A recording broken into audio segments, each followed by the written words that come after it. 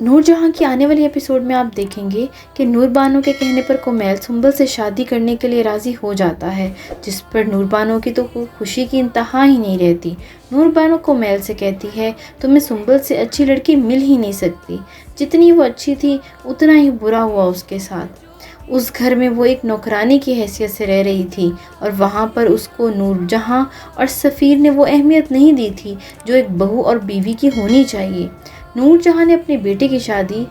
صرف اس لیے کی تھی کہ وہ چاہتی تھی کہ وہ سنبل کو اپنے اشاروں پر نچا سکے، مگر شکر ہے نور جہاں کی حقیقت سنبل کے سامنے کھل کر آ ہی گئی اور اس نے الگ ہونے کا فیصلہ کر لیا۔ نور بانو، مجھے تمہاری نیچر کا بہت اچھے سے پتہ ہے، تم کسی کو تکلیف میں نہیں دیکھ سکتی اور تم نے سنبل کا ہاتھ تھام کر اسے اس گھر میں جگہ دی ہے۔ کومیل، سنبل میری بالکل بہنوں کی طرح ہے، میں اس کی تکلیف برداشت نہیں کر سکتی اور تمہاری طرف سے ہاں ہونے کے بعد بھی مجھے سنبل سے لازمی پوچھنا ہوگا اور مجھے اس بات کا یقین ہے کہ وہ تم سے شادی کے لیے رضامند ہو جائے گی۔ جب نور بانو سنبل کے پاس جا کر اسے کومیل کا بتاتی ہے تو سنبل تو حیران رہ جاتی ہے اور کہتی ہے آپ کیا کہہ رہی ہیں، میں شادی کے بارے میں سوچ بھی نہیں سکتی، میں دوبارہ دھوکہ نہیں کھانا چاہتی۔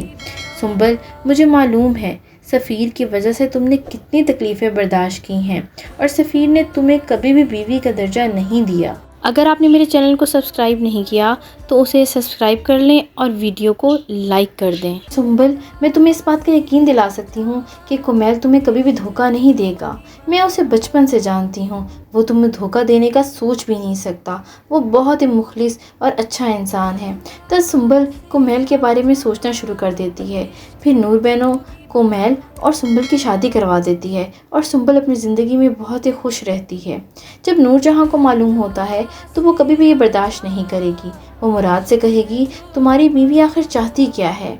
وہ سنبل کی شادی کروا کے مجھے نیچا دکھانا چاہتی ہے، وہ یہ دکھانا چاہتی ہے کہ میں نے اس کے ساتھ کتنا غلط کیا، لیکن تمہیں اپنی ماں کی باتوں پر یقین کیوں آئے گا؟ تم تو اپنی بیوی پر اندھا اعتماد کرتے ہو، اور جس نے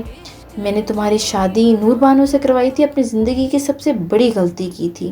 وہ میری دشمن کی بیٹی ہے اور دشمن ہمیشہ پیچھے سے وار کرتا ہے، وہ کبھی میری سگی ہو ہی نہیں سکتی۔